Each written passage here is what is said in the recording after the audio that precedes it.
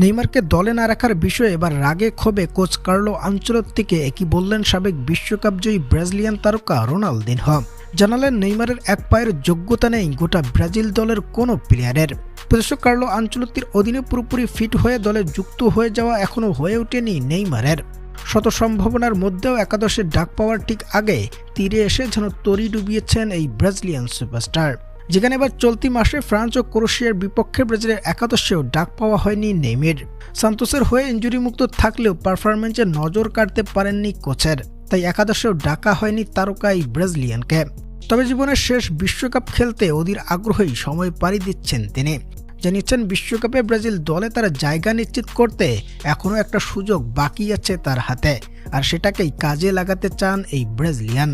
এদিকে নেইমারকে দলে দেখতে না পারাটা মানতে পারছেন না অনেকে, যার মধ্যে কোচের উপর ক্ষোভ প্রকাশ করেছেন এবার রোনালদিনহো।